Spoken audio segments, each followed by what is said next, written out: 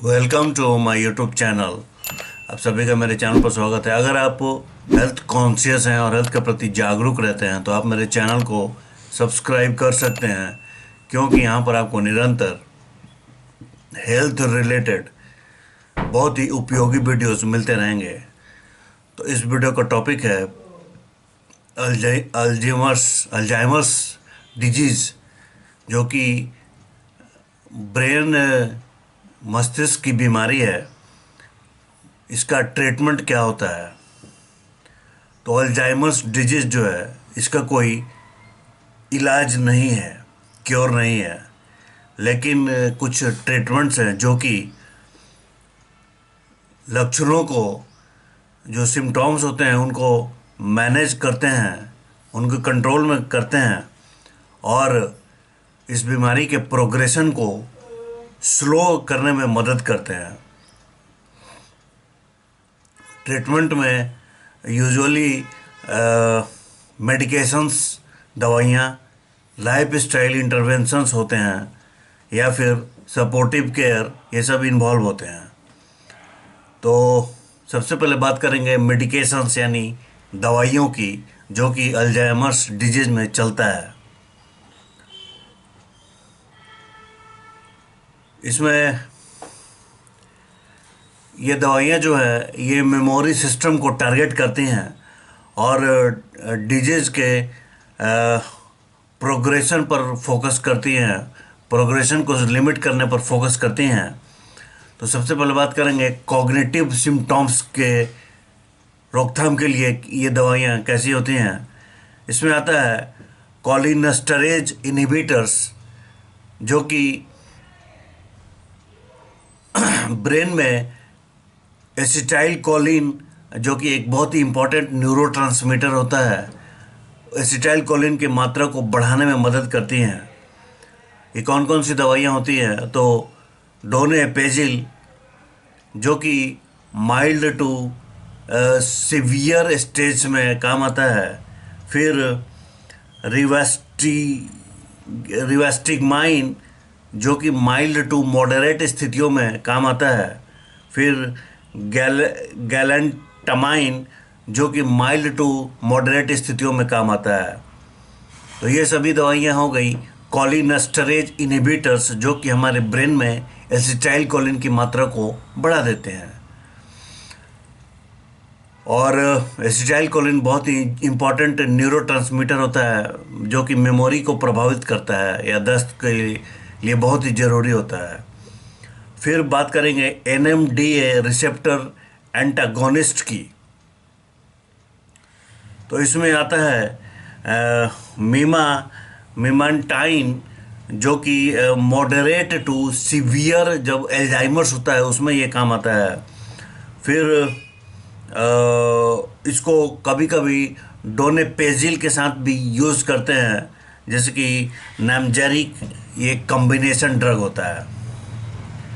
अब बात करेंगे डिजीज़ मॉडिफाइंग थेरेपीज़ की। बीमारी के स्थिति को मॉडिफाई करने के लिए कुछ थेरेपीज होती है, जैसे कि एंटी अमाइलॉइड मोनोक्लोनल एंटीबॉडीज़, जो कि हाल ही में कुछ कंट्रीज़ में अप्रूव्ड किया गया है। इसमें लिकानेमैब, फिर एडुकैनुमैब और डोना ने मैब, ये सब इस्तेमाल की जाती हैं। और इनका एम होता है कि बीटा एमेलॉइड जो प्लैक्स ब्रेन में जमा हो जाते हैं, बीटा एमेलॉइड प्लैक्स को कम करना इसका टारगेट होता है, जिससे कि अल्जाइमर्स के प्रोग्रेशन को स्लो किया जा सके। अल्जाइमर की गति, बीमारी के गति को धीमा किया जा सकता है। फिर बात करेंगे कुछ बिहेवियरल और साइकोलॉजिकल सिम्टॉम्स की। तो उसके लिए एंटी डिप्रेसेंट, फिर जैसे कि एसएसआरआईज यानी सेलेक्टिव सीरोटोनिन रीअपटेक इनहिबिटर्स, जैसे कि सर्टालाइन, सिटालोपैराम, ये डिप्रेशन और एंजाइटी के लिए इस्तेमाल होता है। फिर एंटी साइकोटिक्स जैसे कि रिस्पेरिडोन, फिर ओलांजापाइन, ये जब बहुत ज़्यादा एग्रेशन हो, सिवियर एग्रेशन हो, या फिर हालुसिनेशंस हो, अ, उस स्थिति में इन एंटीसाइकोटिक्स दवाइयों को चलाया जाता है।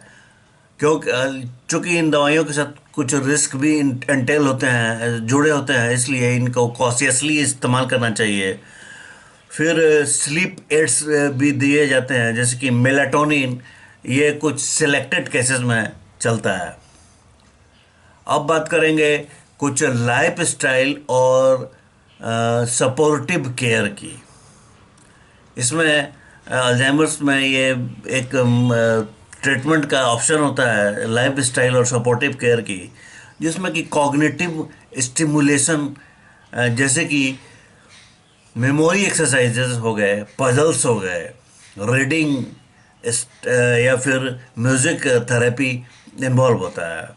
फिर फिजिकल एक्टिविटी की बात करें तो रेगुलर एक्सरसाइज जो है वो ब्रेन और हार्ट हेल्थ को मेंटेन करने में हेल्प करता है। फिर हेल्दी डाइट की बात करें तो मेडिटेरेनियन या फिर माइंड डाइट, जो कि रिच होते हैं fruits, vegetables, whole grains, fish, nuts, olive oil, ये सब माइंड डाइट जिसको कि कहते हैं हेल्दी डाइट होता है।